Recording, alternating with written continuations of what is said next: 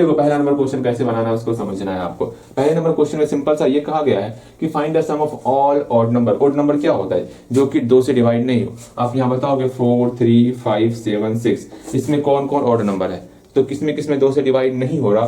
तो आपका 3 में 2 से डिवाइड नहीं हो रहा, 5 में 2 से डिवाइड नहीं हो रहा, 7 में 2 से डिवाइड नहीं हो रहा। ये सब हमारा ऑड है, ये हमेशा ध्यान में रखना। हमको बोला गया है 0 और 50 के बीच में जितना भी ऑड नंबर होगा उन सब का हमको सम निकालना है। तो यहाँ लिखेंगे नंबर्स आर बिटवीन, या ऑड नंबर्स कर दो, अच्छा रहेगा। odd numbers are between 0 and 50। 0 और 50 के बीच में जो odd numbers है उसको लिखेंगे। तो 0 से आगे बढ़ो। क्या 1 हमारा odd number है?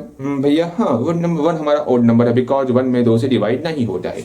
अगेन पूरा नहीं होता है, तो 1 मेरा odd number हो गया। 1 के बाद क्या 2 हमारा odd number है? नहीं भैया, 2 में 2 से डिवाइड हो रहा है, 2 हमारा odd number नहीं है। 2 के आगे बढ़ेंगे 3, क्या 3 हमारा odd number है?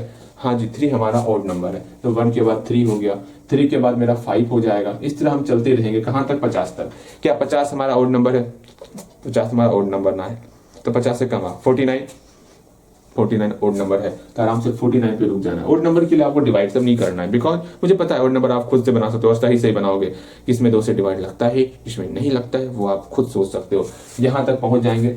अब यहां पर लिखो, क्या ये एपी में है? हाँ जी, तो यहां बगल में लिख दोगे इट्स एन एपी। इट्स का मतलब इट इज छिपा हुआ, याद रखना। इट्स एन एपी, ये एपी में है।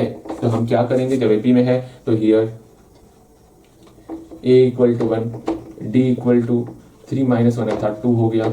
एल इक्वल टू एल बोलो या ए एन बोलो, एक ही बात है। 49 दिया और लास्ट मेरा 49 है। अच्छा जी, ये सब तो हो गया भैया। सब निकालना है ना? तो हाँ, सब निकालना है, तो सब निकाल लेते हैं। ठीक है, सब निकालने के लिए हमको n की आवश्यकता होगी। n हमारे पास मौजूद है क्या? n मौजूद नहीं है, पहले n निकाल लेते हैं। l का मतलब क्या हुआ? an हुआ। हाँ जी, लास्ट टर्म 49 है ना, मैं बार बार बोलता हूँ, n आपका an के बराबर ही होता है। ओके, ये हमेशा ध्यान में रखना। तो देयरफॉर an कितना है हमारा? 49 है। भैया जी ये आपका बता दिए, स्टार्टिंग से तो यही बताते आ रहे हैं। एल का मतलब लास्ट टर्म, और एन को भी हम लोग लास्ट टर्म कहते हैं। पहला लेक्चर देखो, लेक्चर क्या आपको पता ही होगा, आपने तो हर एक लेक्चर देखा हुआ है भैया। चलो यहाँ देखो, अगर भूल गए होगे ना दांत लाल कर देने का यहाँ ध्यान देना है। एन बराबर 49 हो गया। A plus N minus 1 into D, N का फॉर्मूला होता है। हाँ भैया, ये तो हम जानत है। ए का मान कितना है? 1 है। एन माइनस 1 इंटू डी का वैल्यू कितना है? 2 है। आराम से सॉल्व करेंगे और एन का मान हम लोग निकाल लेंगे। इस 1 को बराबर किस तरफ भेजे? तो सब्ट्रैक्ट हो गया ना। हाँ भैया, सब्ट्रैक्ट हो गया। 49 1 सब्ट्रैक्ट हो गया। यहाँ 2 मल्टीप्लाई के फॉर्म में है, यहाँ 48 में 2 से डिवाइड हो गया, और यहाँ 24 हो गया। n minus 1 equal to 24, minus 1 बराबर किस तरफ जाएगा? 25 हो जाएगा। n का वैल्यू 25 निकल गया। अरे ये हम सॉल्व किए रहे हैं, आपको खुद से बनाना था। चलो कोई नहीं, सॉल्व कर ही दिए हैं तो सॉल्व कर ही देते हैं। यहाँ से S25 बनाना है, S25 निकाल सकते हो आप। अब यहाँ से शॉर्ट हम सॉल्व करेंगे, आपको अच्छे तरीके से फॉर्मूला लिख के सॉल्व, लो लिख ही देते हैं। अभी क्या याद रखोगे? ए प्लस एल होगा ना, क्योंकि हमको लास्ट टर्म दिया हुआ है। पूरा 2a plus N minus 1 into d नहीं लिखेंगे, हम सिंपल सा a प्लस एल लिखने वाले हैं। बिकॉज मैंने आपको बताया हुआ है कि मैंने बताया हुआ है ना आपको। अरे ये आगे क्यों आ रहा है? ठीक, मैंने आपको बताया हुआ है ना। क्या बताया हुआ? बताओ, आप सोचो तनिक, क्या मैंने बताया? 25/2 इंटू ए प्लस एल, फॉर्मूला मैंने बताया हुआ है भैया। हाँ मुझे याद है, अच्छी तरीके से सब कुछ याद है। या फिर यहाँ पर आप लिख सकते हो 2a plus N minus 1 into d. Okay ठीक है भैया, समझ गए। ए प्लस एल, ए और एल को जोड़ो, मेरा 50 हो जाएगा।